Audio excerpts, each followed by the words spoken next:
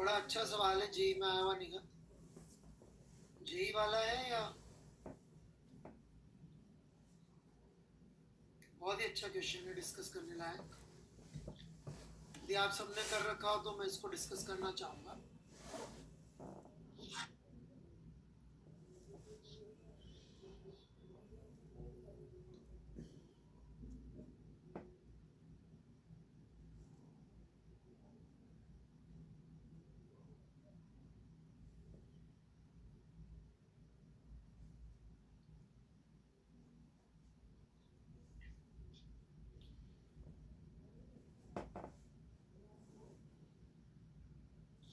किया हुआ सबने? एक यार, अब मैं कुछ कुछ शीटों के कुछ पार्ट्स के डिस्कशन की डेट्स भी डाल दूं, नहीं तो लोग करेंगे ही नहीं कुछ भी, ऐसा लग रहा है मुझे। बड़ा अच्छा सवाल है। चलिए मैं इस बच्चे को तो जवाब दे देता हूँ।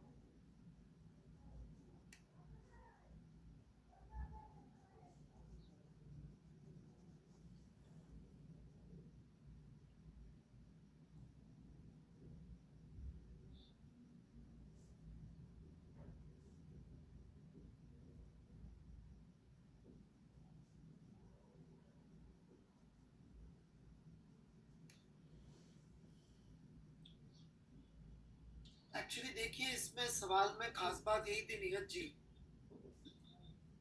कि यदि आप इसके अंदर इस पूरे सिस्टम पे पी के अबाउट टॉर्क लिखेंगे तो भी जीरो हो जाएंगे, सब कैंसिल हो जाएंगे। ऑलराइट, ए के अबाउट लिखेंगे तो भी नहीं बैठेगा, लेकिन इस एक रॉड पे लिखेंगे पी के अबाउट, और उसमें ये वाला जो फोर्स होगा जो हिंज से पास हो रहा होगा, उसका टॉर्क हो जाएगा जीरो, और उसी के बेसिस पे सवाल सॉल्व। सवाल बनाया इस तरह से गया था कि आपको ये सिस्टम में इसी पॉइंट के अबाउट सॉल्व किया जाए। बड़ा अच्छा सवाल। पहले जेई में ऐसे ही सवाल आते थे जो मतलब कॉन्सेप्चुअली बच्चे को चेक करें एक ही चीज पे बस।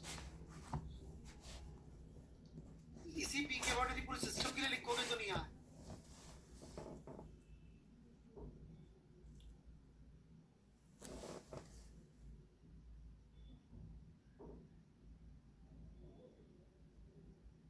बहुत अच्छा नियत, गुड।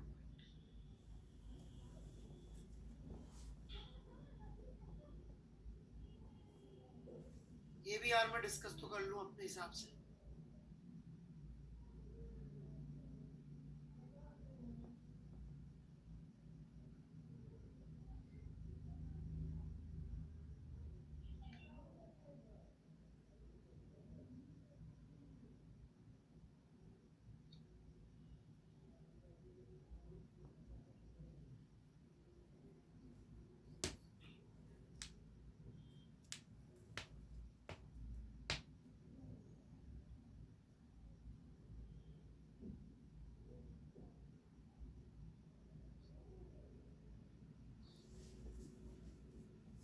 ठीक है, ये वाला मैंने अभी तक चेक किया नहीं है, कर ही लेते हैं पर चेक। ये वही है ना चटर्जी ने जो भेजा था सॉल्यूशन?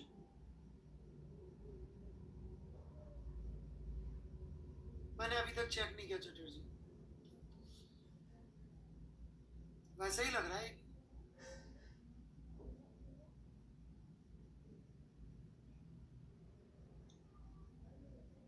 कौन है बच्चा? हिमांशु गुप्ता।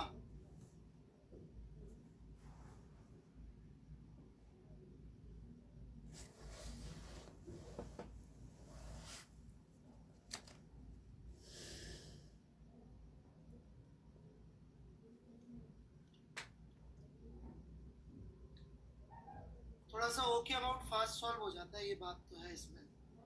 ये क्या लिखा, alpha L by two and omega square L by two. ये कैसे आया ये डायरेक्शंस में? सेंटर ऑफ मास के अबाउट होगा तो फिर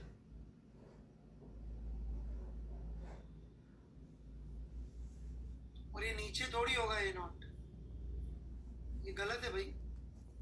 इसका भी तो फोर्स लग रहा होगा नॉन,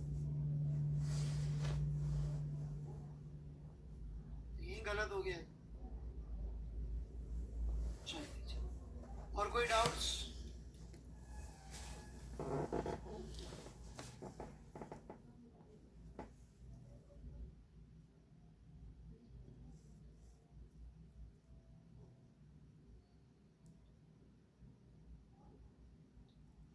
मृदुल जी बेटा इसका आंसर कैसे दूंगा आप बताइए। मतलब 1 महीना पहले ही ज्वाइन किया तो बेटा पढ़ते रहो धीरे धीरे चुपचाप। ठीक है बेटा, डाउट्स आए तो डाउट क्लियरिंग सेशन में आके पूछ लो।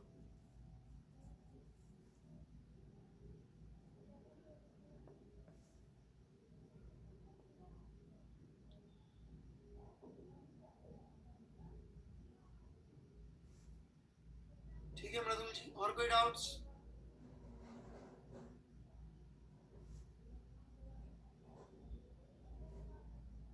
Anybody else?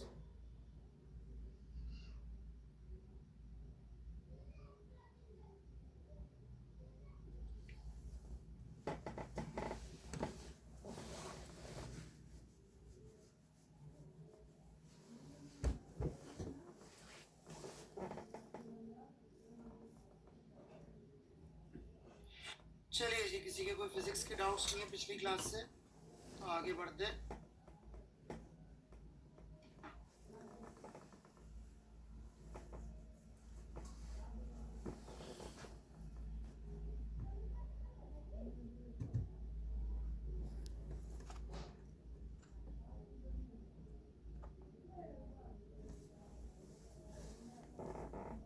चलिए देन, कोई डाउट नहीं दिख रहा मुझे।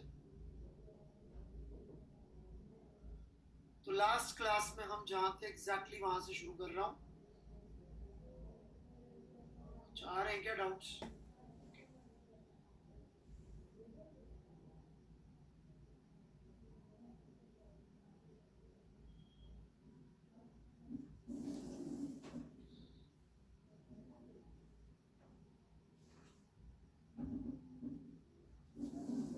बेटा ये सवाल में कमी थी नीरज जी, इसमें सेंटर ऑफ मास के अबाउट मानना पड़ रहा था, सवाल में कमी थी बेटा।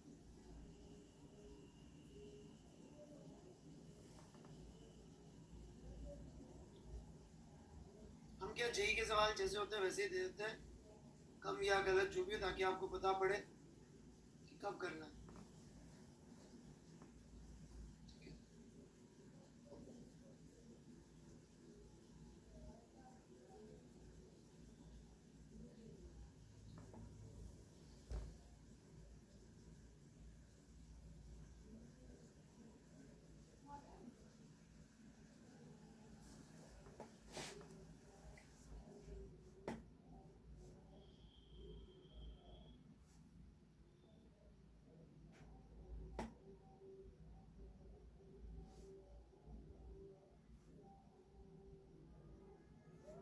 वो रॉड वाला सवाल डिस्कस कर लेते हैं।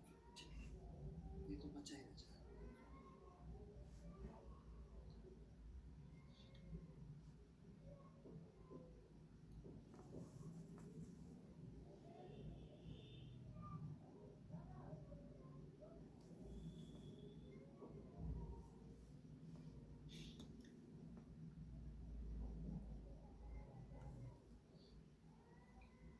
ये रॉड फिसलती आ रही है, मुझे याद नहीं एंगल किधर से दिया था। वर्टिकल से ले लूं क्या थीटा? हॉरिजॉन्टल से लेना है तो फर्क पड़ रहा है। ठीक है,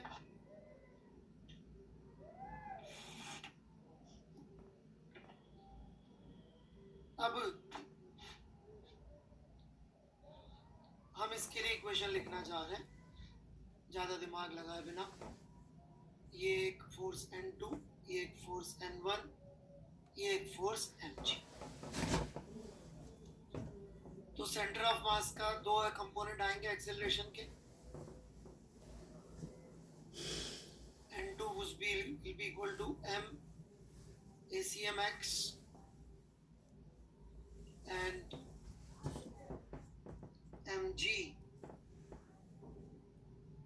minus N1 would be equal to m ACM y। कोई doubt?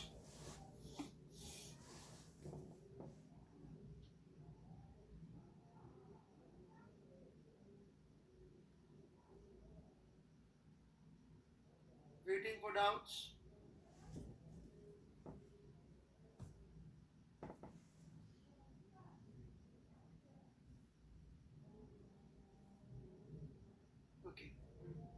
Seems there are no doubts. Now, ये जो हमारे पॉइंट्स होंगे ए और बी, इनका कंस्ट्रेंट है कि ये कॉन्टैक्ट में है तो ये हॉरिजॉन्टली चलेगा या वर्टिकली चलेगा.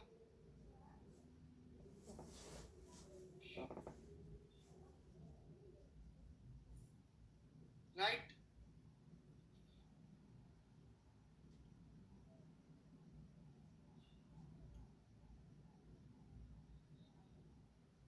अब बी का एक्सेलरेशन यदि हम देखें सेंटर ऑफ मास के पर्सपेक्टिव से,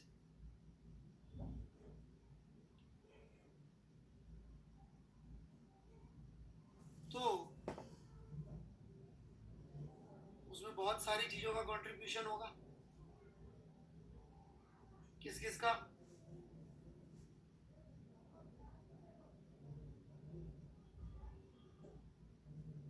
alpha L by 2, omega square L by 2,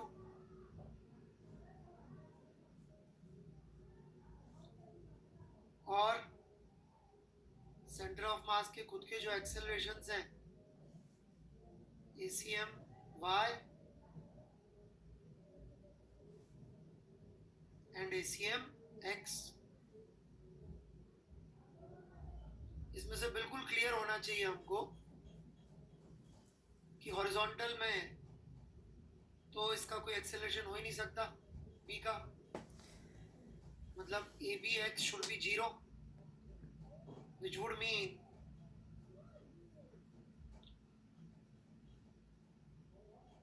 ACM x plus omega square L by 2 sin theta, right?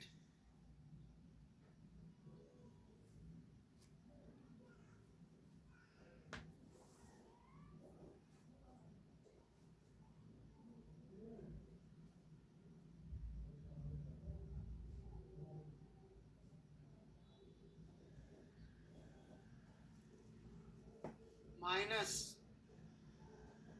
Alpha L by 2, ये एंगल थीटा 90 माइनस थीटा है theta, cos theta should be 0.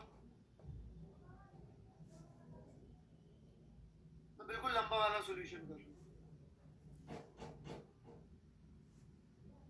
वो देखना पड़ेगा दूसरा वाला true है कि नहीं है, उसमें चेक करना पड़ता है तो चीजें.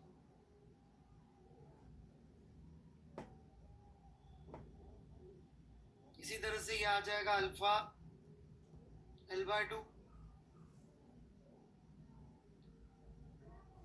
इस तरफ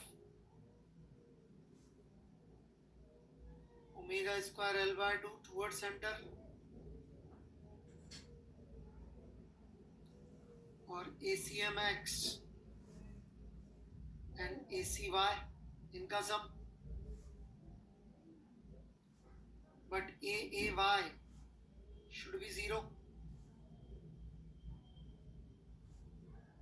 ये एंगल थीटा तो ये एंगल थीटा, ये थीटा, तो आप कह सकते हैं कि ACY नीचे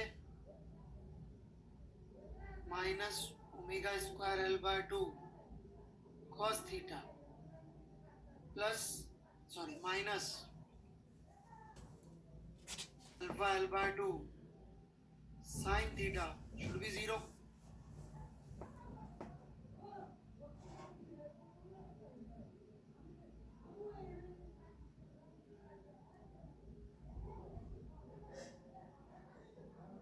तो इसके लिए अल्फा चाहिए होगा. अल्फा कैसे मिलेगा? टॉर्क लिख लीजिए सेंटर ऑफ मास के about.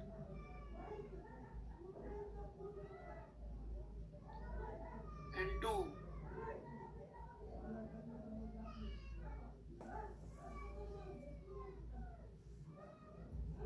cos theta L by 2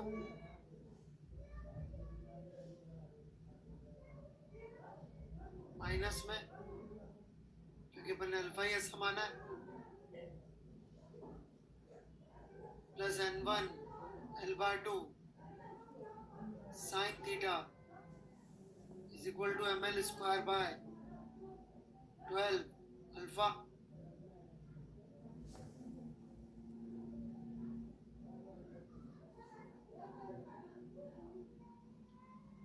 यार 5 वाले लेना चाहिए था, 1 2 3 4 5, मर गए भी तो और है। कोई डाउट किसी को यहाँ तक एक बार लिख लीजिए।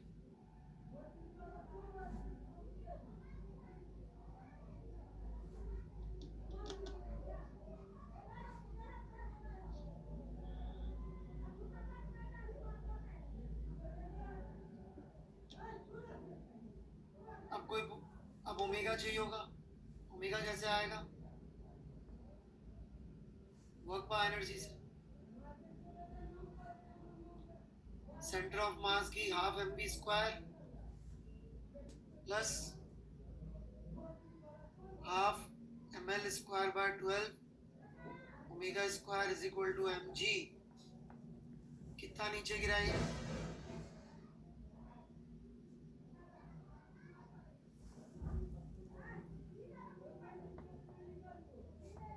1 minus cos theta L/2।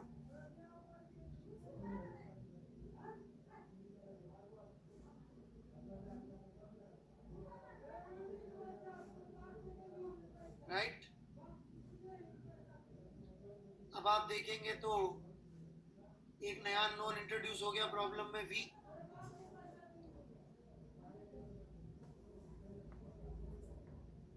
इसके लिए भी इक्वेशन चाहिए होगी।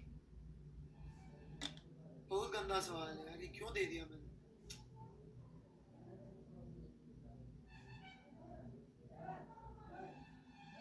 अगले पेज पे जा रहा हूँ v के लिए।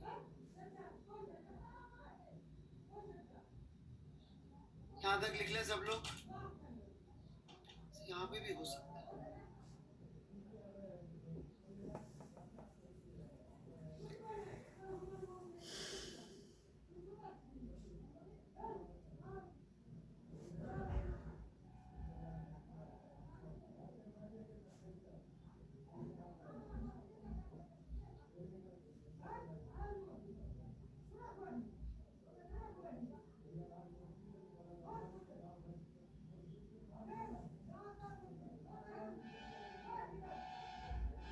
इसलिए वो सिंगल वाला ही देता था मैं, बिना दीवार के, वो जल्दी हो जाता।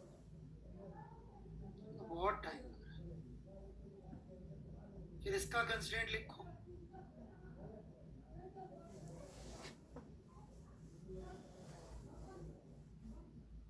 ये जो v स्क्वायर होगा ये खुद vx स्क्वायर और vy स्क्वायर का सम होगा। फिर उनके लिए दो दो इक्वेशंस आएंगे। बहुत दर्दनाक है।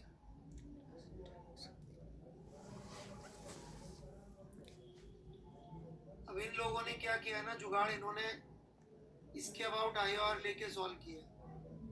आई आर की वेलोसिटी तो जीरो होती पर एक्सेलरेशन जीरो नहीं होती, तो उसके about torque is equal to L पर लगा तो दिया इन्होंने, और बहुत बार आंसर आ भी जाता है, तो वो मुझे चेक करना पड़ेगा।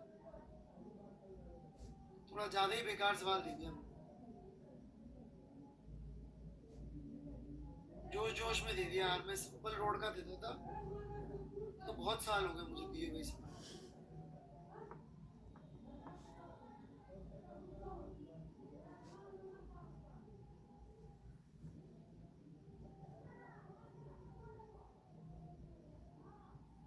सिंगल रोड का तो जल्दी हो जाता है सो, क्योंकि इसमें सेंटर ऑफ मास ना वर्टिकली चलता है बस।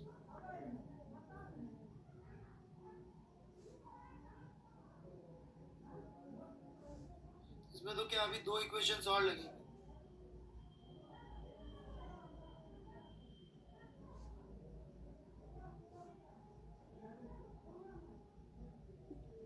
एक इसके लिए लगेगी, एक इसके लिए लगेगी, फिर जाके v स्क्वायर आएगा। तो 9 इक्वेशन का 6 हो चुकी, 3 और 9, 7 गलत बोल दिया था मैंने। भाई कॉन्सेप्ट समझ में आ गया, अब मैं नहीं कर रहा है हिम्मत नहीं।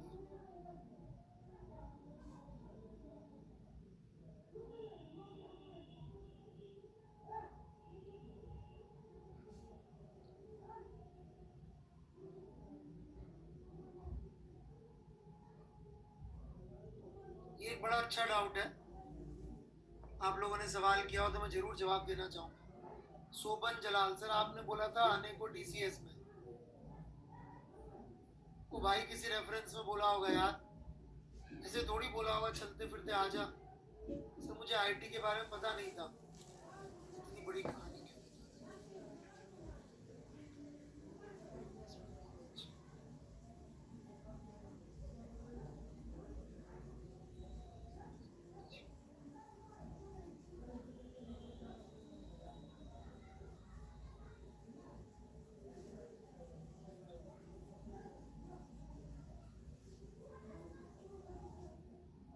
वो भाई ऐसे स्ट्रेटजी नहीं बना सकता मैं, सॉरी। सोबन जलाल जी माफी चाहता हूँ। अरे नवकिरत सिंह, मुझे नहीं मालूम फाइनल आंसर, तो ऐसे याद थोड़ी है।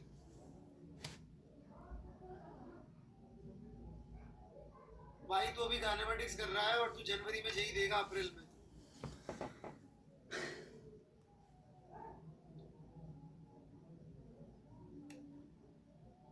बेटा मुझे नहीं मालूम,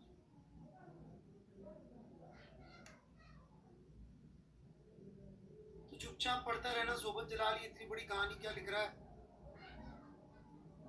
चुपचाप करता रहे। कोई डाउट है तो डीसीएस में आके पूछ लेना, मैंने ये कहा होगा, ठीक है? कोई डाउट आए पढ़ते हुए तो डीसीएस में आके पूछ लेना।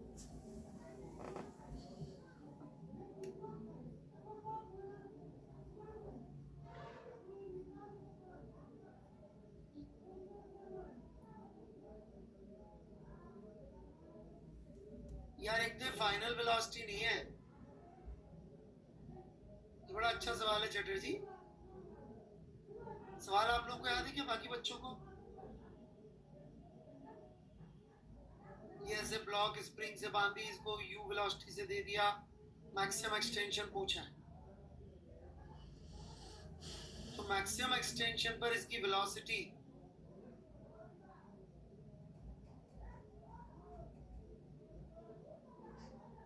would be perpendicular to line, but this is not final। फिर वापस से ये उल्टे पुल्टे घूमना शुरू कर दे। आप ये क्यों मान रही है? ऐसे ही चलेगा, पहली गलती तो ये है, ये भी गलत है, कांस्टेंट है ही नहीं।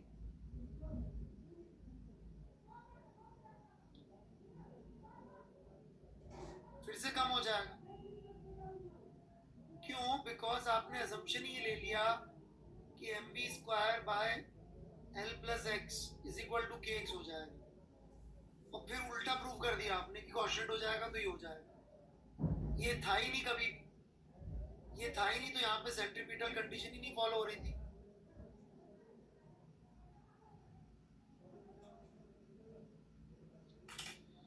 जब सेंट्रीपिटल कंडीशन ही नहीं फॉलो हो रही तो कोई मतलब ही नहीं है।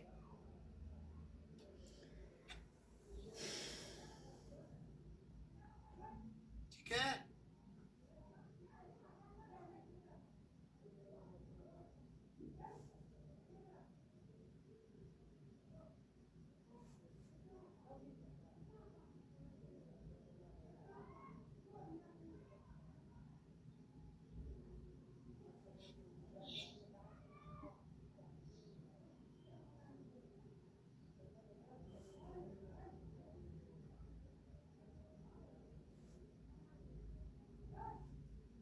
हाँ जी नियत जी।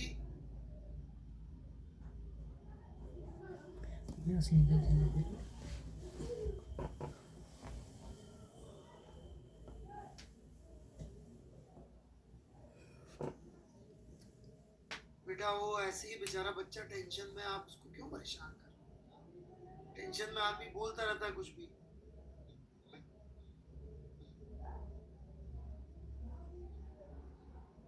राम राम जी की जलाल साहब।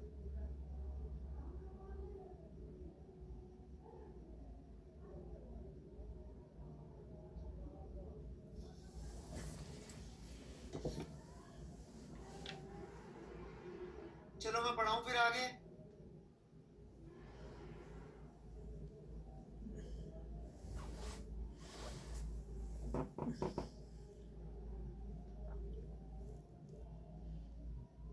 नया कोर्स हो जाएगा पब्लिश, डोंट वरी।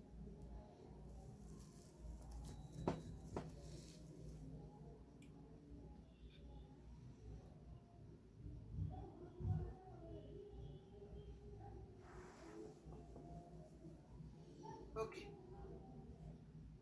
तो हम कहाँ पहुंच गए थे? ये एक सराउंडिंग है टीएस टेम्परेचर की,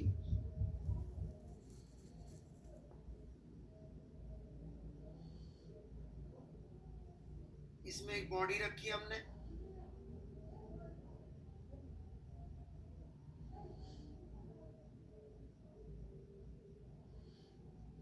तो यदि कोई मुझसे पूछ ले dq/dt due to radiation for this body, तो अब मैं बड़ी खुशी खुशी विश्वास के साथ ये कह सकता हूं, क्या कह सकता हूं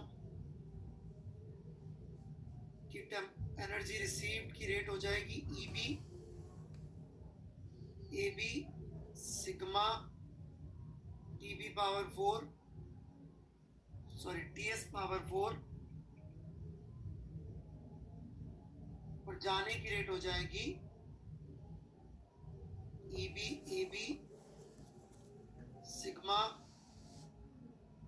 TB⁴। कह सकता हूं मैं ऐसा। और ये हमने एक बहुत छोटे से थॉट एक्सपेरिमेंट के थ्रू निकाला कि जो एनर्जी रिसीव कर रहा है वो ये होगी। चलो ध्यान दीजिएगा, टोटल dq/dt नहीं है, यहाँ पे मैंने रेडिएशन लिख दिया, क्योंकि मतलब ये सिर्फ रेडिएशन केस है, बॉडी में और भी हीट के अनेक सोर्सेज हो सकते हैं, राइट? अंदर से जनरेट हो रही हो सकती है, कंडक्शन से आ रही हो, कन्वेक्शन से आ रही हो, तो ये रेडिएशन की वजह से हो, बाकी और हीट एक्सचेंज जो हो रहे होंगे सो हो रहे होंगे। क्लियर है बात?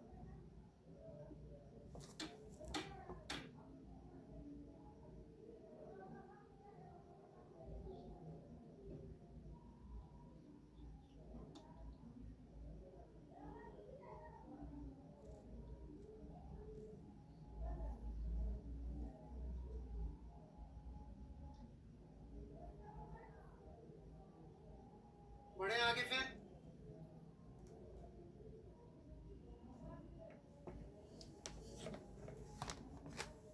ठीक है,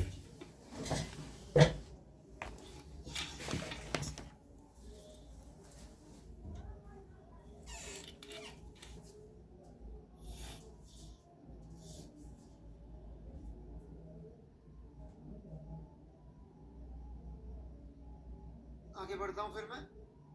this is done then.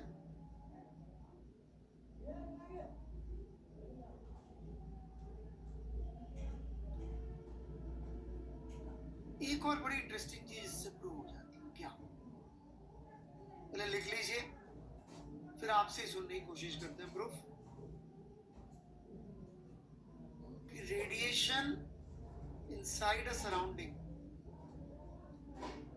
Right, या enclosure, radiation of enclosure inside an enclosure is radiation of a black body. कहने का मतलब ये जो रेडिएशन एमिट आ रहा होगा यहां से, ये radiation would be same as of a black body at temperature Ts। मतलब जो यहाँ पर रेडिएशन मिलेगा ना हमको एक एनक्लोजर में, मान लीजिए एक एनक्लोजर है ये वाला, और इसमें हम डिटेक्टर रख दें, इसमें हम एक डिटेक्टर रख दें, तो ये डिटेक्टर जो यहाँ पर रेडिएशन ऑब्जर्व करेगा, राइट, वो ये वाला रेडिएशन करेगा ऑब्जर्व।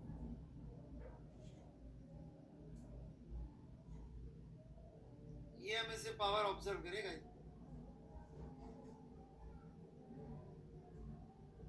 ये हम क्या है,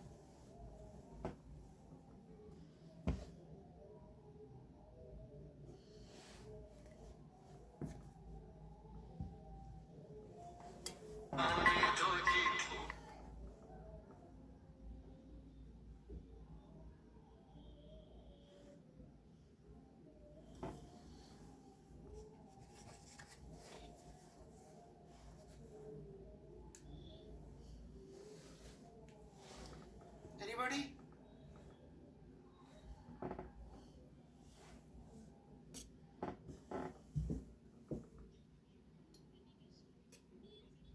कुछ तो जवाब दो भाई। मैसेज चल भी रहा है, नहीं चल रहा यार, मैसेज चल ही नहीं रहा यार। ये नहीं बीमार, मेरा तो गया ही नहीं।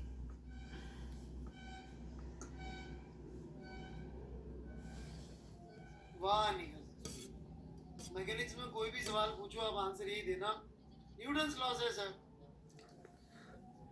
मुझे पता था नहीं, आप इंटेलिजेंट हैं बिल्कुल।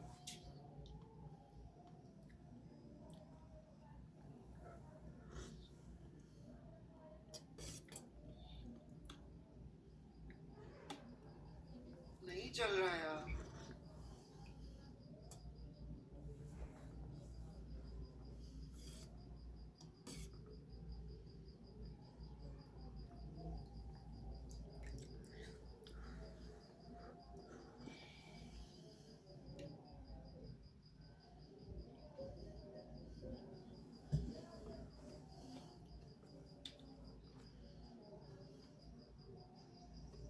मैं दोबारा लॉगिन करूंगा दूसरे तरीके से। यदि आवाज़ आ रही है तो वेट करिएगा 2-3 मिनट, मैं इससे बाहर निकल के दोबारा लॉगिन करूँ।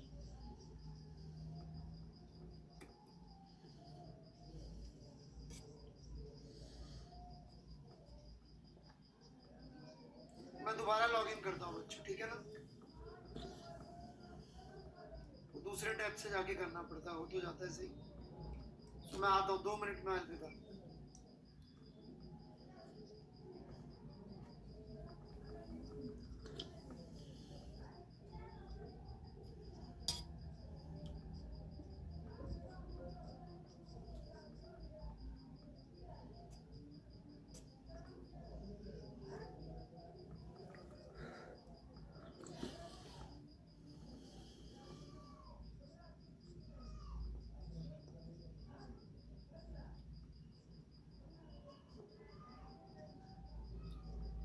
हाँ बच्चों, व्हाट डू यू से?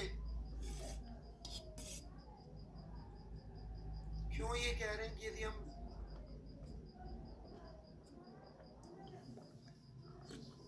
भाई साहब, सवाल ही था इसमें ब्लैक बॉडी भी वर्ड आएगा अर्जुन भारद्वाज जी?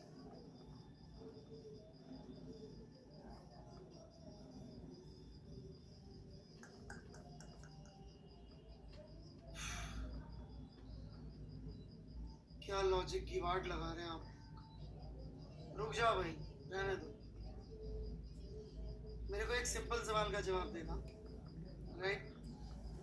ये जो बॉडी पे रेडिएशन गिर रही है,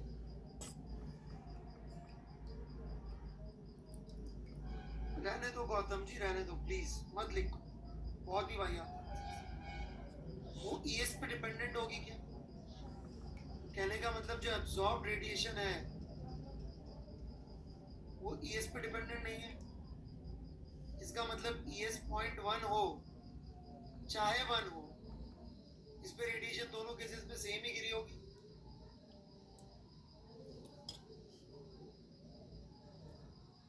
हेंस प्रूव्ड।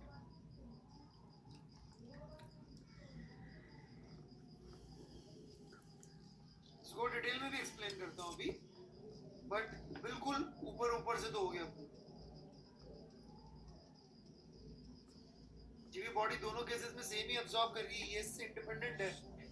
ईएस की वैल्यू 1 में भी इसने उतना ही अब्सॉर्ब किया, ईएस की वैल्यू 0.1 में भी उतना ही अब्सॉर्ब किया, कहानी खत्म।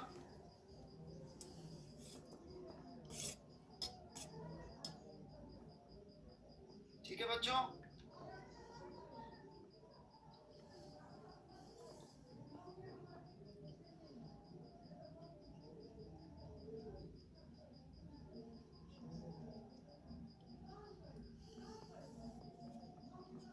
आगे बढ़े।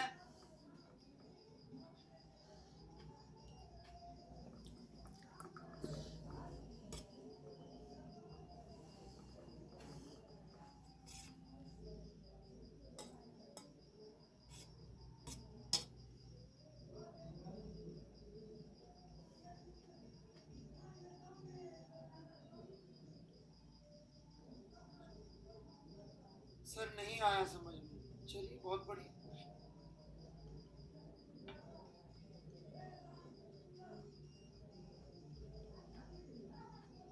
कैसे समझाऊं बता दूं मैं। इस पे जो रेडिएशन गिरी थी डिपेंड ही नहीं है ईएस पे। तो पॉइंट 1 पे जो रेडिएशन गिरी है वही होगी जो ईएस की 1 पे गिरती थी। हेंस ये ब्लैक बॉडी रेडिएशन की जैसी रेडिएशन गिर रही है। ठीक है चौधरी जी। एक और तरीका है इसको प्रूव करने का, मतलब समझने का। प्रूफ तो मैंने कर दिया है, थोड़ा समझने का तरीका है।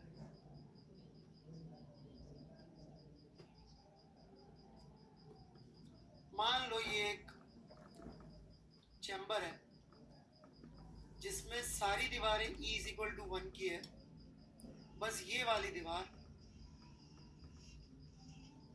E इज इक्वल टू 0.5 की है। ठीक है क्या बात? बाकी सारी दीवारें E इज इक्वल टू 1 की।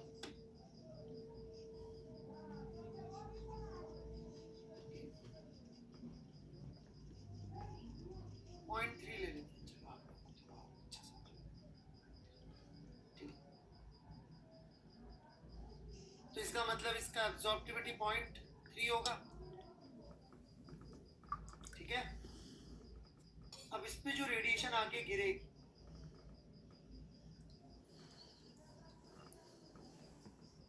उसका ये 0.7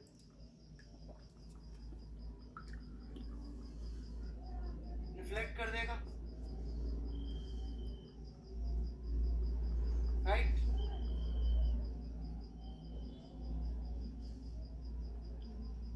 अच्छा, दूसरी बात, ये जो एमिट कर रहा होगा ये बाकी दीवारों के मुकाबले 0.3 कर रहा होगा।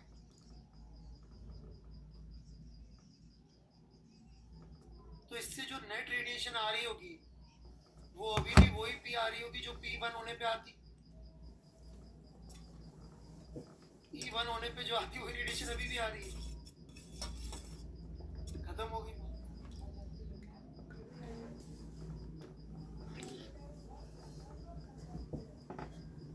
इस दीवार से जो नेट रेडिएशन आ रही है वो वही आ रही है जो E इक्वल टू 1 होने पे आती। एक दीवार के लिए प्रूव हो गया, धीरे धीरे चल के हर दीवार के लिए प्रूव कर दो, E से इंडिपेंडेंट हो गया। दीवार के अलग अलग पैचेस के लिए प्रूव कर दो कि यहाँ का E कुछ और, यहाँ का E कुछ और, फर्क ही नहीं पड़ने वाला। E1 होता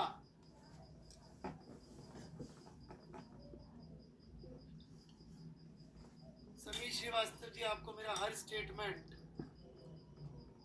समाओ आपको अपनी इंटरप्रिटेशन करनी होती है। मैंने ऐसा बिल्कुल नहीं कहा है। मैंने ये कहा इसके द्वारा जो रेडिएशन अंदर होगी अवेलेबल वो ब्लैक बॉडी जैसी होगी। मैंने नहीं कहा ये ब्लैक बॉडी है।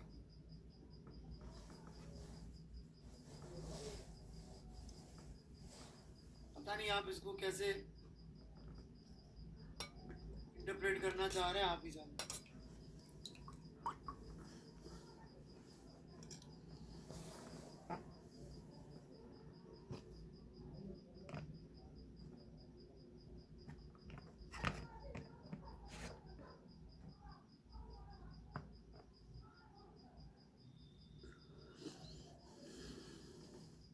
बढ़े आगे।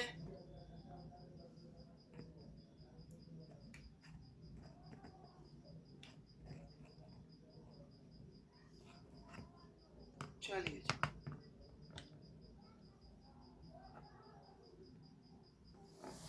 चौधरी जी, मुझे ये सब कमेंट नहीं चाहिए, सॉरी।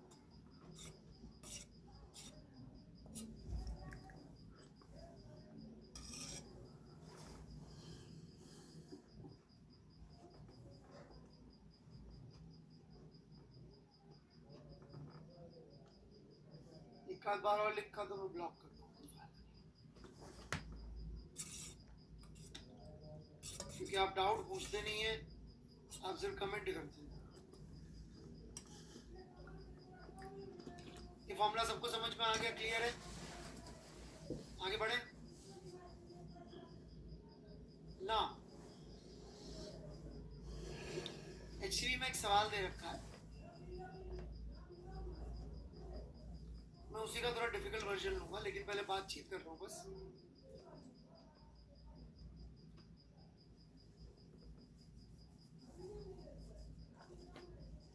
ये सन है, R radius T temperature, E को 1 मान लेते हैं अपन, है नहीं 1 मान लो।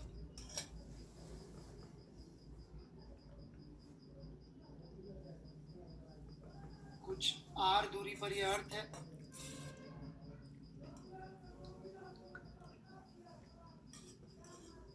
हाँ जी बिल्कुल वर्कड आउट एग्जाम।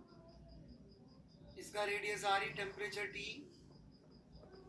क्या मैं ये कह सकता हूँ क्या कि ये जो एब्जॉर्ब कर रही होगी रेडिएशन वो ये होगी,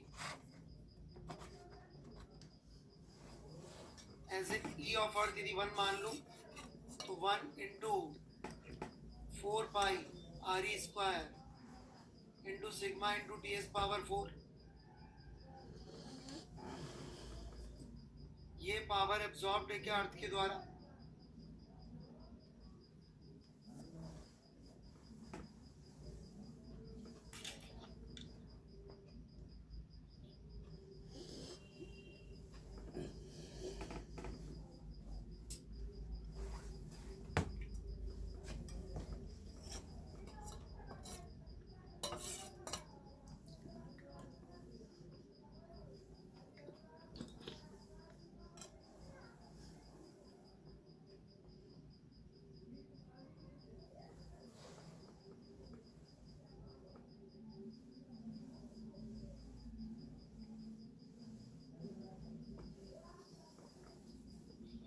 बिकॉज ये एनक्लोजर में नहीं है बच्चों। फिर भी गलती होगा खुशहाल सिंह जी, इतना जल्दी ना करें।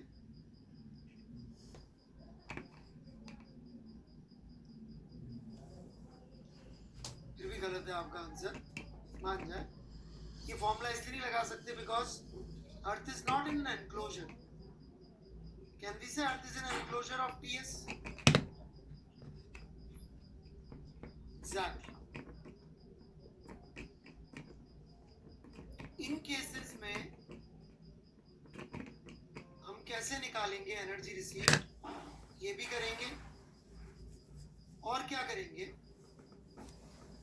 वर्मा जी ने जो सॉल्व एग्जांपल दिया उसमें तो उन्होंने ये बोला है कि given that sun substance angle theta and energy received by earth is so much find temperature of सन।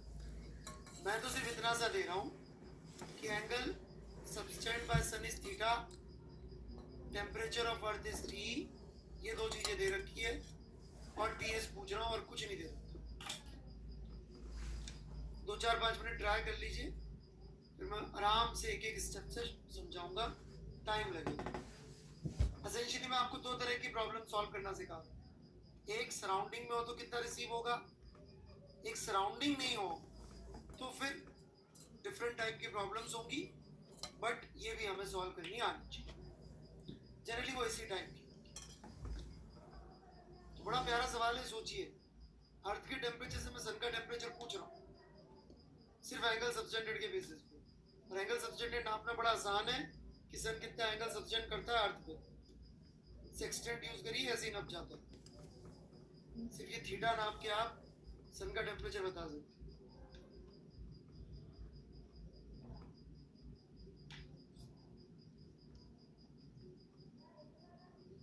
हो जाइए शुरू।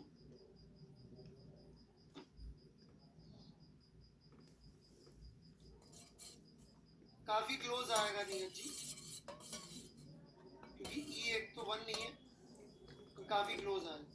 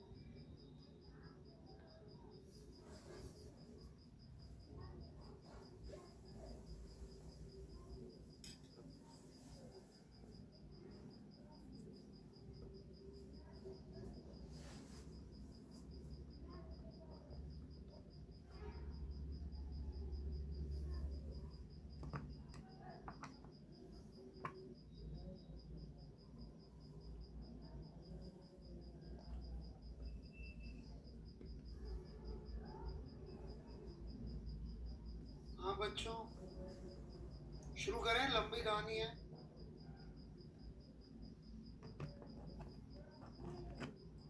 चलिए वेट कर लेते हैं।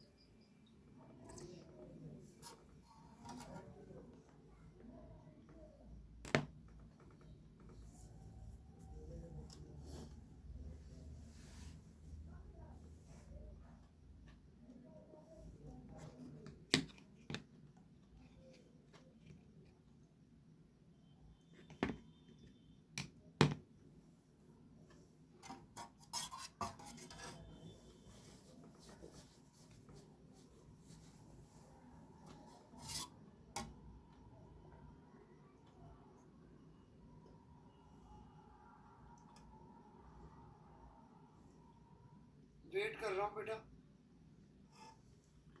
शुरू करें।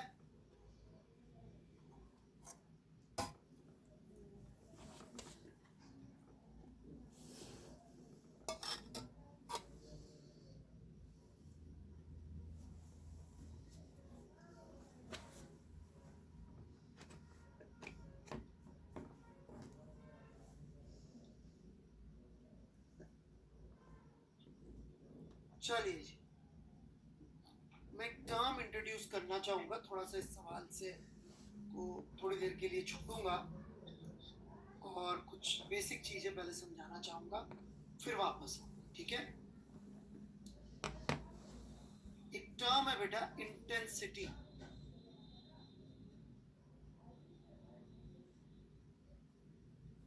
इंटेंसिटी का मतलब क्या होता है?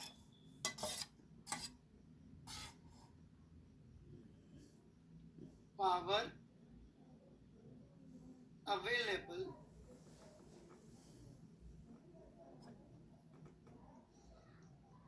Per unit area. Power available per unit area.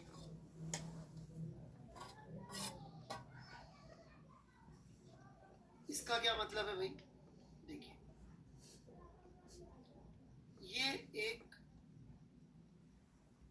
Source है, साउंड का भी हो सकता है, लाइट का भी हो सकता है, जो W पावर एमिट कर रहा है हर डायरेक्शन में बराबर, आइसोट्रॉपिकली, थ्री डायमेंशंस में आइसोट्रॉपिकली एमिट कर रहा है हर डायरेक्शन में बराबर। कागज पे तो 2D बनेगा।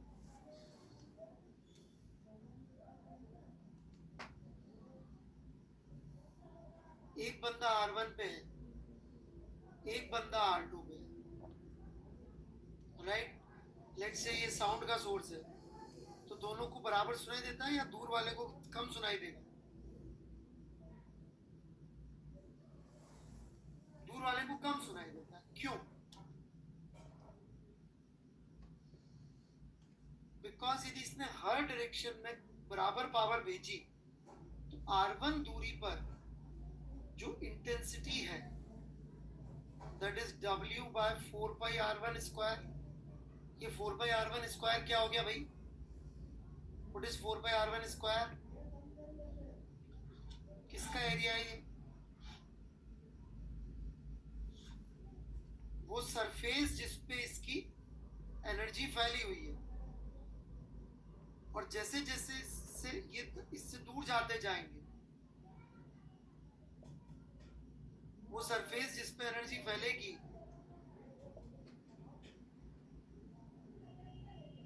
वो सरफेस का एरिया बढ़ता जाएगा.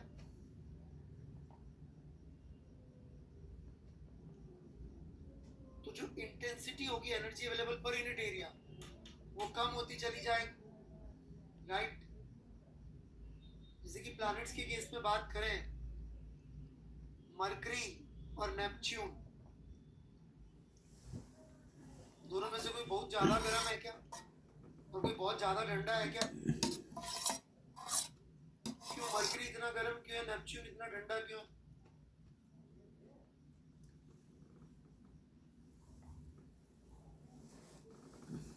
थोड़ा साइंटिफिक टर्म में जवाब देते तो अच्छा लगता. कई लोग दूरी, डिस्टेंस, सन के क्लोज, इतना पढ़ाने के बावजूद बिना अनपढ़ भाषा में जवाब देते. कैसे सीखोगे यार तुम? अभी टेक्निकल टर्म समझाई ना मैंने, अब वो इंटेंसिटी लिख रहे.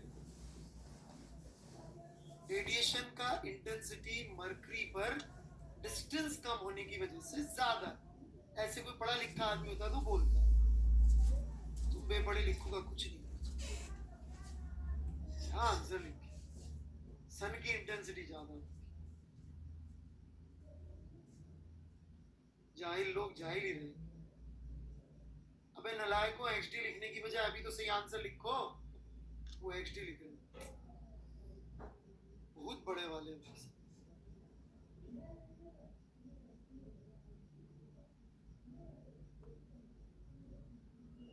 अभी भी बुराई नहीं. Because more on mercury. क्यों? बिकॉज उसकी दूरी कम है. पूरा लिखो. आधा लिख रहे हैं अभी. इंटेंसिटी कॉन्सेप्ट समझ में आया?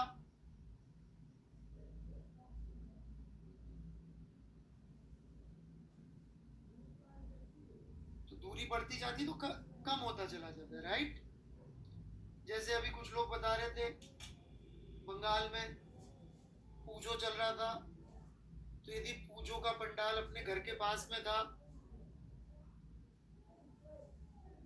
तो अपन को बढ़िया बंगाली भजन बहुत बढ़िया तो आवाज में सुनने को मिलते थे. राइट. और दूर था तो इतना मजा नहीं आता था. क्यों भाई चटर्जी दास?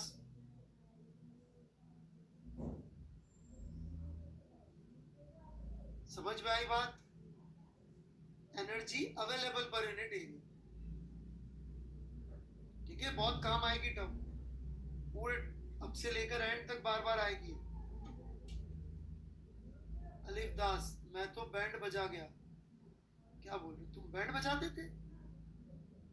पार्ट टाइम में ये भी काम करते हो बे? अच्छा उसका बच गया. ओ सॉरी सॉरी. अरे पढ़ने में गलत आ गया.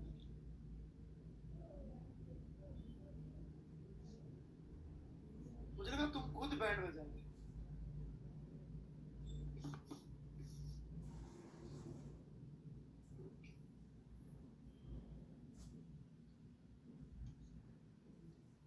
सॉरी दास जी.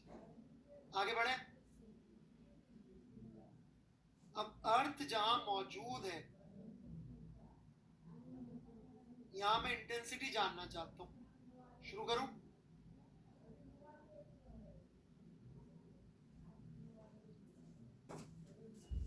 डिनोमिनेटर तो बिल्कुल क्लियर है. 4 पाई आर स्क्वायर. क्लियर है? न्यूमरेटर में क्या आएगा? W, W as in total energy emitted by the sun. अभी जो है ना कितना एमिट करेगा?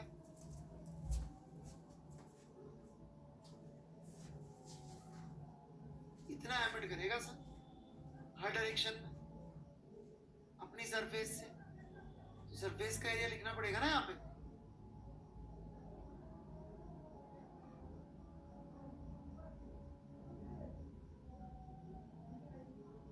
ठीक है बच्चों,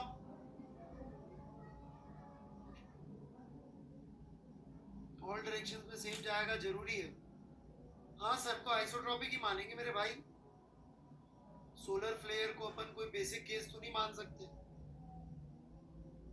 सन गोल गोल ही दिखता नहीं क्या भाई? नियत, तुम्हें अलग शेप का दिखता है क्या भाई सन?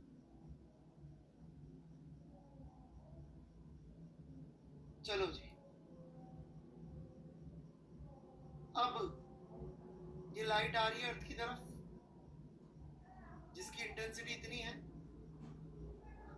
अब हम जानना चाहते हैं अर्थ एब्जॉर्ब कितना करेगी, जिसके लिए हम पहले डिसाइड कर चुके हैं ये तो जुगाड़ काम करेगा नहीं। This is energy available per unit area. अब जैसे कि एक बेसिक सा एग्जांपल, शायद आपको पता हो कि हाथी और खरगोश की सुनने की क्षमता ज्यादा होती है। पता है क्या आपको ये बात? हाथी तो मैंने ऐसा सुना 8-8, 10-10 किलोमीटर पे कम्युनिकेट कर लेते हैं।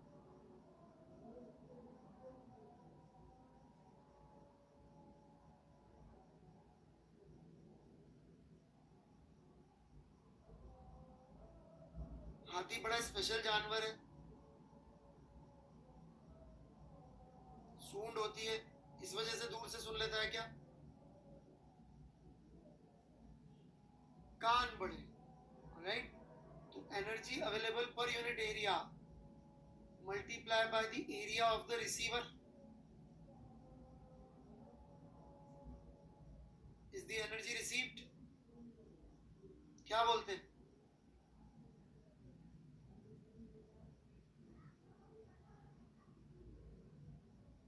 जैसे कि आप में से जो लोग के दुर्गा पूजा के भजन अच्छे सुनाई नहीं दे रहे थे, दूर थे, आपके कानों की जगह हाथी के कान लगा देते, तो आपको ऐसा लगता आप पंडाल में बैठे हुए, राइट? और दास जी बजा रहे बैंड।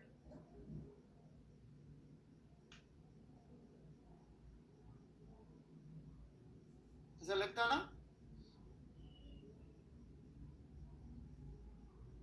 खैर, या एरिया में थोड़ा सा लोचा है। आपकी इच्छा हो सकती है लिखने की कि power absorbed is I into 2 pi R E square, क्योंकि सामने कितना एरिया है इसका? 2 पाई आर ई स्क्वायर। लेकिन अनफॉर्चुनेटली ये गलत है, सही ये है। और क्यों? ये श्रीवास्तव जी को तो आता ही है कि ज्ञानी इंसान है, राइट? महाज्ञानी अंतर्यामी श्री 1009 समीर श्रीवास्तव जी।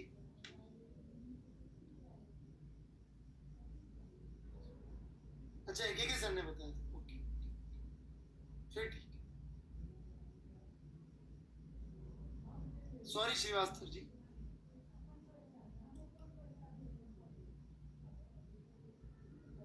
लेकिन मैं फिर भी समझा दूं, मैं लॉजिक के मामले में थोड़ा केमिस्ट्री वालों से,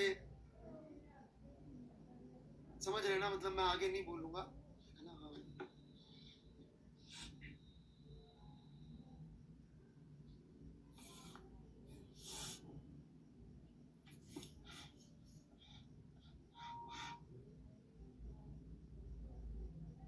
तो ये आपकी इच्छा हो रही थी क्या किसी की 2 पाई आर स्क्वायर लिखने की?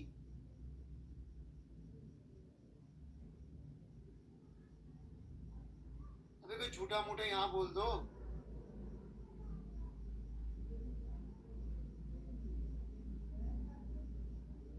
कैसे लोग हैं?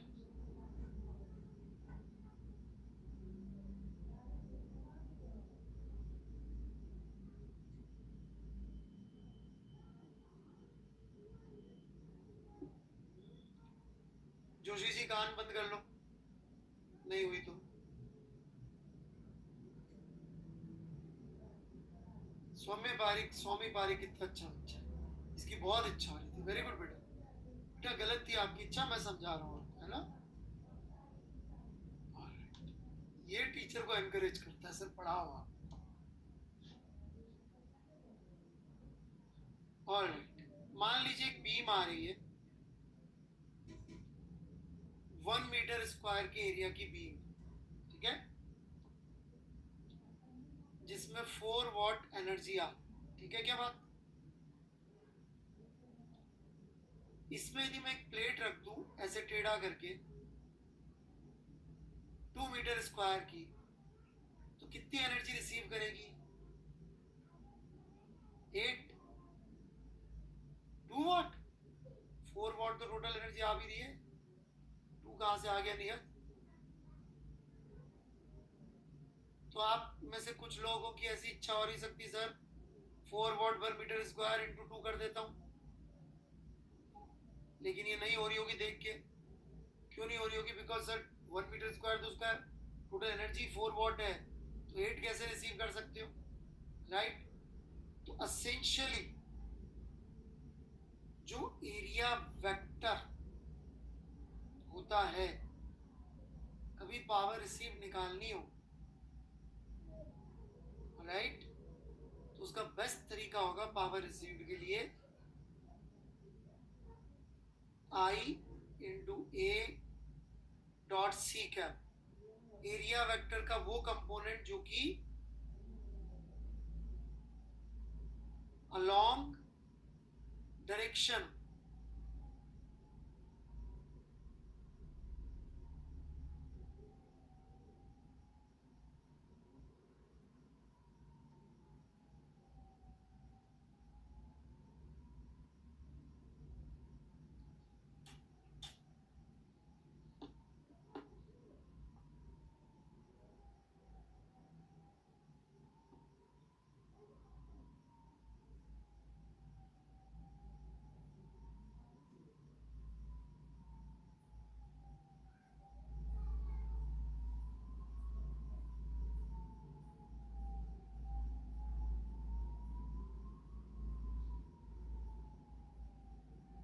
समझ में आई क्या बात?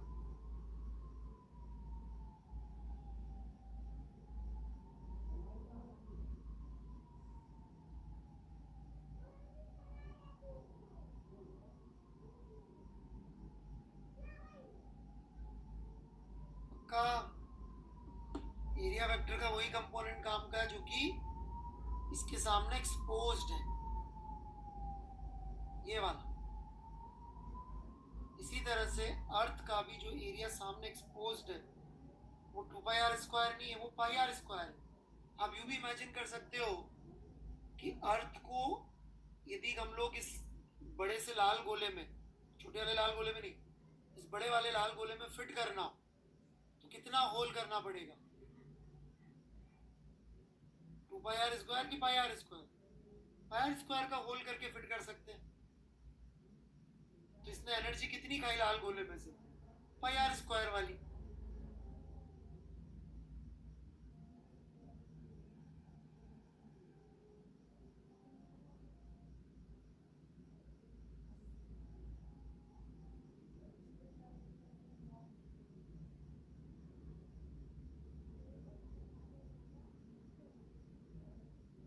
So this is the power absorbed by the earth. कोई doubt?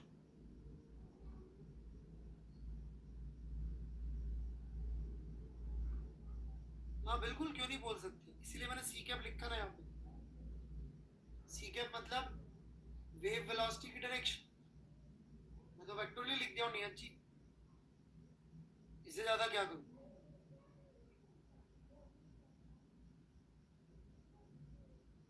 This must be equal to power emitted by earth. कितनी पावर एमिट करी होगी अर्थ ने?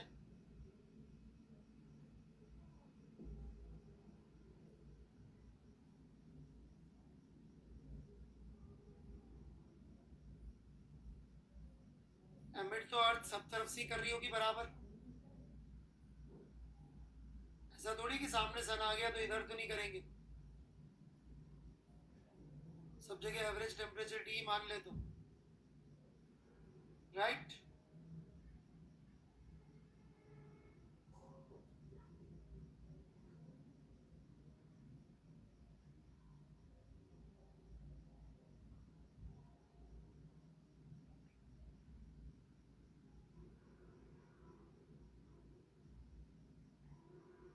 आगे बढ़े,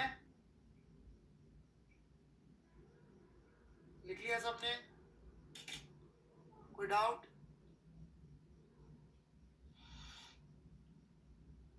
वर्मा जी ने क्या कर रखा है अपने सवाल में, इंटेंसिटी दे रखी, इसलिए मुझे वो इतना अच्छा नहीं लगा। जो सॉल्ट एग्जांपल है ना HCV का, उसमें इंटेंसिटी सीधे ही दे रखी।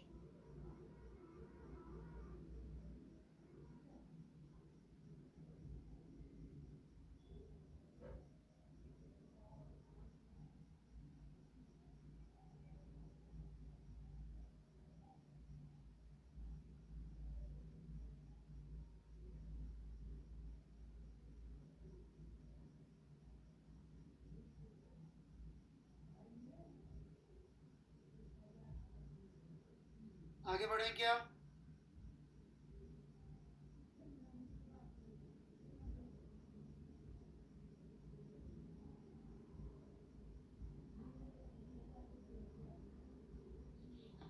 चलिए जी, लास्ट एक दो छोटी मोटी चीजें बची हैं, तो टेम्परेचर ऑफ सन मैं लिख देता हूं, क्या आ रहा है, टेम्परेचर ऑफ सन आ रहा है T अपॉन RS बटा R। अरे अभी रुक जाइए सुप्रीत राज को यार, पेशेंस नहीं है साथ में।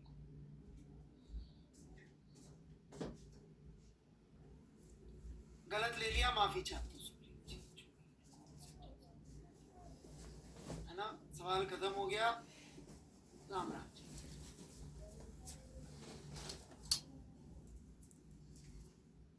यही आएगा भाई TS का वैल्यू,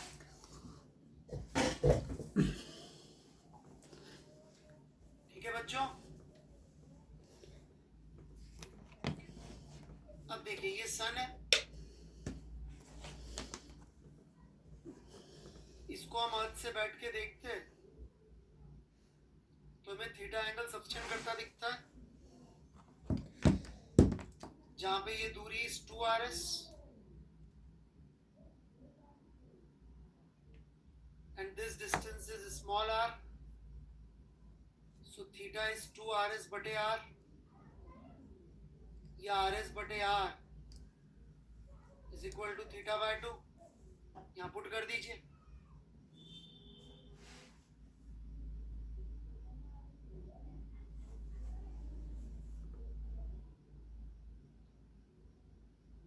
ये आ जाएगा,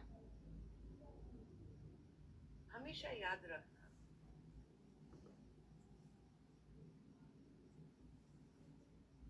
root of theta by 2 put करेंगे, ये आ जाए। थीटा जो है 0.53 डिग्री बताया गया, हमें रेडियन में कन्वर्ट करना पड़ेगा, तो 0.53 इंटू 5/180, ठीक है। मैं यहाँ पे पुट करके कैलकुलेशन करके आपको बताता हूँ सन का टेम्परेचर कितना पास हम लेके आ पाए, क्योंकि निहत जी ने हमसे सवाल किया था, राइट। थोड़ी ब्रांड इमेज अच्छी है उनकी, तो इसलिए उनकी बात को हम इज्जत से लेंगे, ओके। कुछ जो विमल गुटका टाइप के लोग हैं, उनकी बात को हम इतना इज्जत से नहीं ले पाते।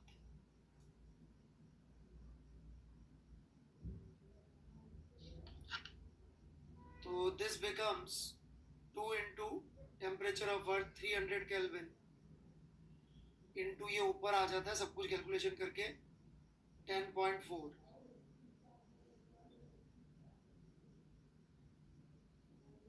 so this turns out to be 6238 Kelvin.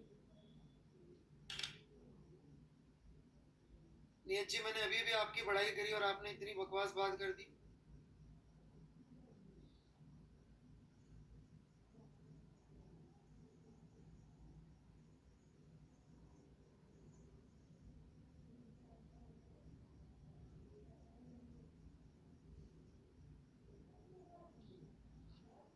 Temperature of sun 5778 kelvin है।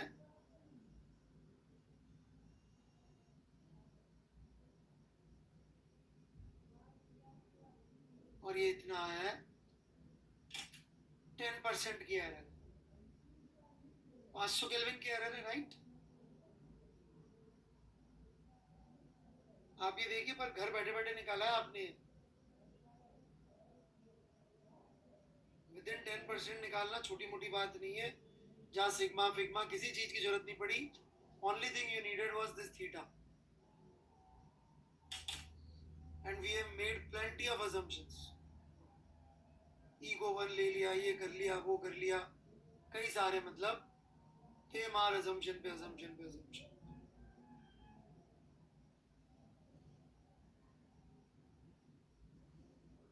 हाँ जी श्रीवास्तव जी।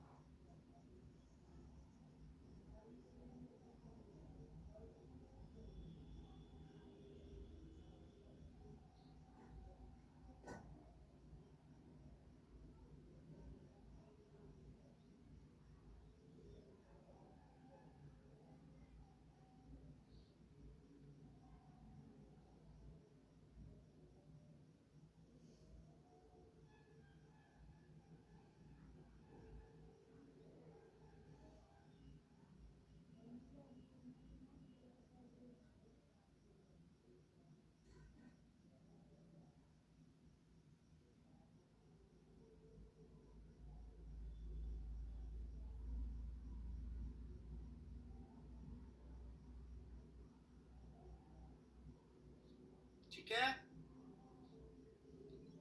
अर्थ का एमिसिविटी इसमें सही से डाल दो तो आंसर बहुत क्लोज आ जाता है।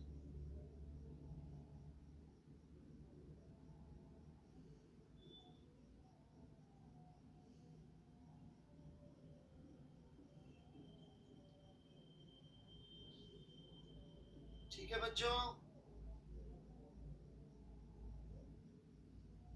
मैं एससी वर्मा के ऑब्जेक्टिव्स, सॉरी क्यूएस से डिस्कस करना चाहूंगा। क्या बोल रहा है? वर्कड आउट एग्जांपल्स डिस्कस करना चाहूंगा। आप एक बार लिख लें, ये बहुत जबरदस्त काम किया हमने, क्योंकि इससे उल्टा भी किया जा सकता है। सन का टेम्परेचर पता है तो मार्स का टेम्परेचर निकाल सकते हैं। अरे इस इक्वेशन में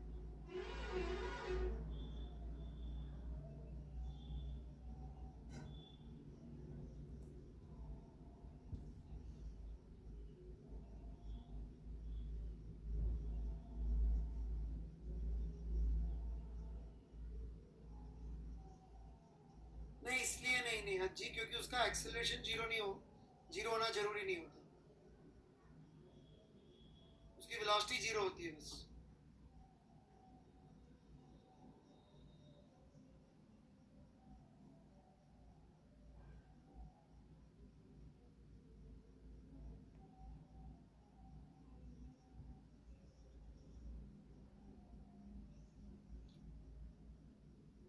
मैं कुछ कह रहा था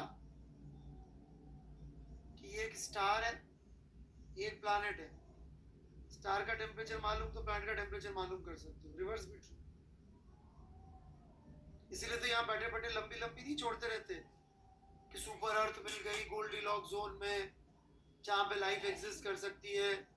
कहाँ मिली भाई साहब? वो पता नहीं कितने मिलियन लाइट ईयर दूर जो तारा है उसके पास में जो तीसरा प्लैनेट है, वहाँ का टेम्परेचर बहुत बढ़िया है। वहाँ जाओ, छुट्टी मनाने मजा आ जाएंगे। बोलते ना ऐसा,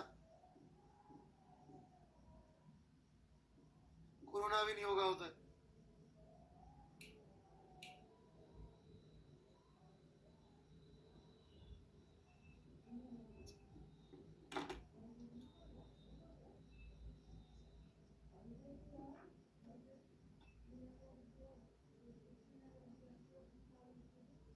छुट्टी मनाने नहीं बोलते। ओ सॉरी, मैं भूल गया था। एक्चुअली क्या, मैं थोड़ा फ्यूचर से हूँ, टाइम ट्रेवल करके पीछे आया हूँ, राइट।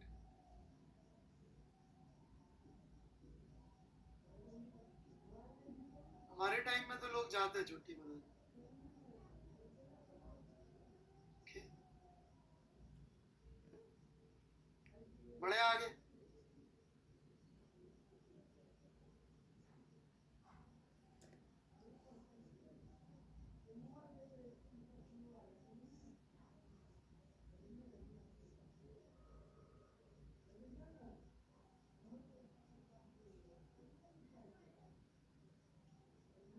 ये पक्का समझ में आ गया।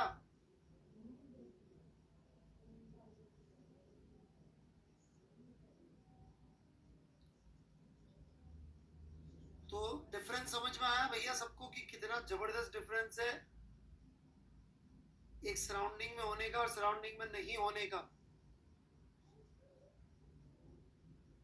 इंटेंसिटी समझ में आना बहुत जरूरी था। इंटेंसिटी भला क्या है। ओके, कई बार लोग वाहियात किस्म की बातें करते हुए मिलते हैं कि सर पावर अवेलेबल बढ़ जाएगी यदि एरिया बढ़ा दो तो। वो तो ऐसे लिख देते हैं I into area is equal to power. कौन सा एरिया है? Area receive.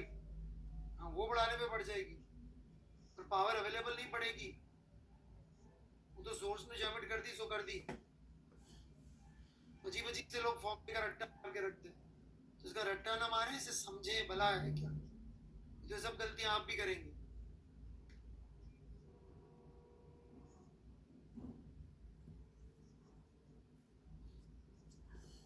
ठीक है।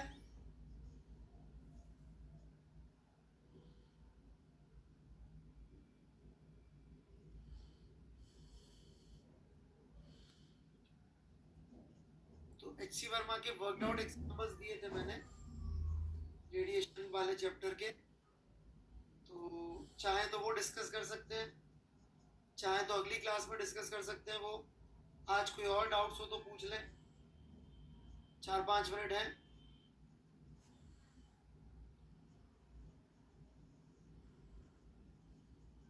हाँ जी रॉय साहब, यदि tau is equal to alpha लगाएंगे आई आर के अबाउट तो कभी गलत हो जाता है सवाल।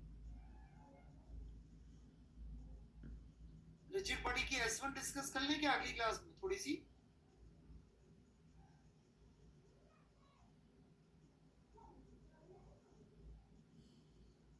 ठीक है।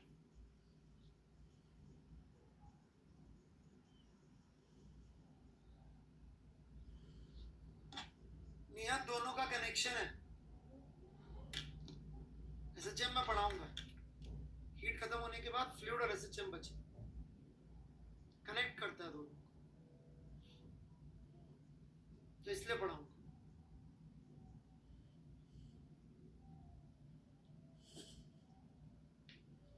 फ्लूइड मैकेनिक्स का ही एक छोटा सा पोर्शन है।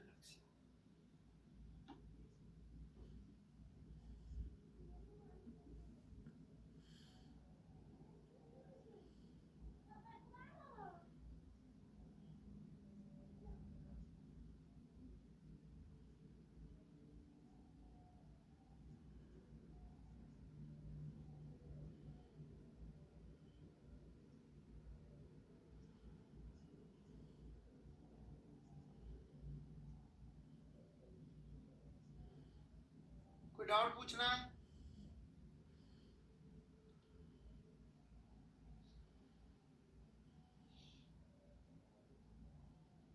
अभी कहाँ खत्म हो रहा है यार।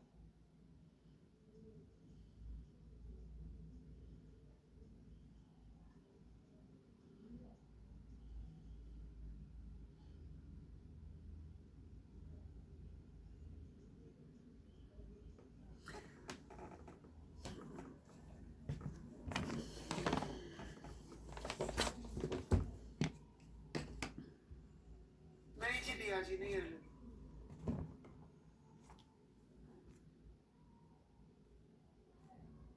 चटर्जी मुझे देखना पड़ेगा, आपका सॉल्यूशन बहुत कॉम्प्लेक्स था, मेरे को टाइम अभी मेरे को मिला नहीं। ठीक है, और आउटसाइड पॉइंट के about torque is equal to I alpha लिखा है तो गलत हो जाए।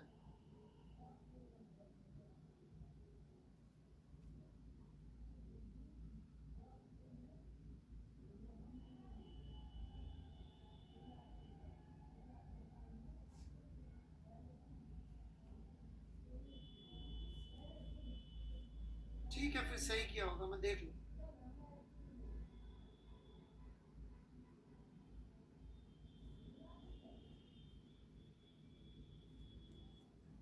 मैं डाउट्स का वेट कर रहा हूँ चटर्जी, कोई लोग डाउट पूछना चाहे तो।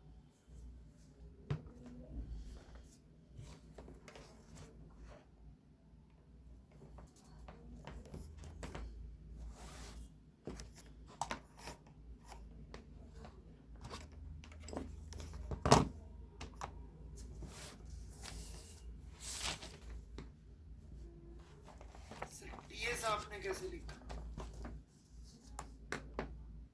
टेम्परेचर ऑफ सराउंडिंग, सराउंडिंग का टेम्परेचर, उसको लिखा का क्या मतलब? प्रभात कुमार यादव, सवाल का कोई अर्थ नहीं निकल रहा है, sorry.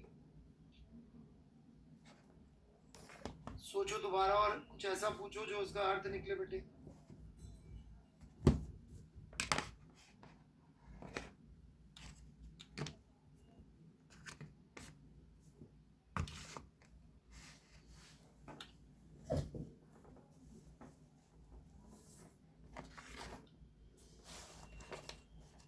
Any other doubts? Question tab भी ओपन कर दिया मैंने।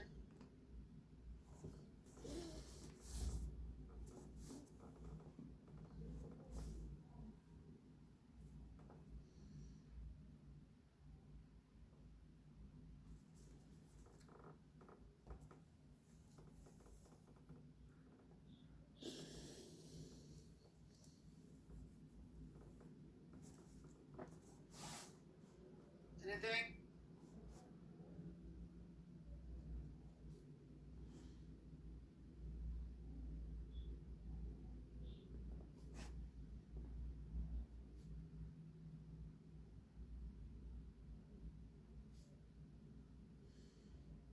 सर प्लीज बता दीजिए, क्या बताऊं कतूरिया जी, परेशान ही रहता है।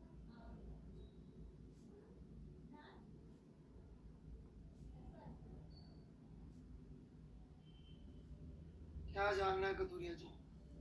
रे ऑप्टिक्स खत्म हो गया भाई, सबसे पहला कोर्स था।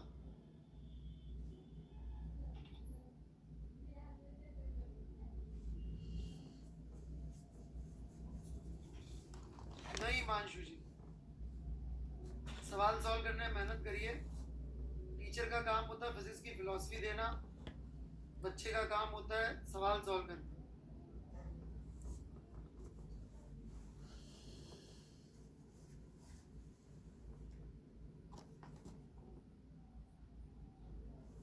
यार कतूरिया बोला तो सही भाई, 12th के बैच में हो चुका।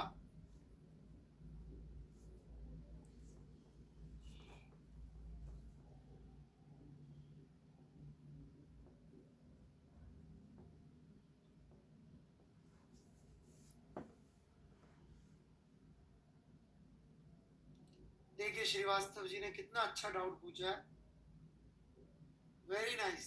श्रीवास्तव जी है क्या?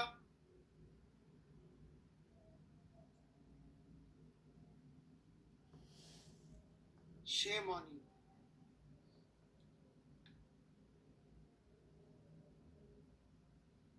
हिम्मत करो, अटेम्प्ट करो, गलत या सही, अटेम्प्ट, और क्या करोगे? चलिए, thank you very much, bye bye.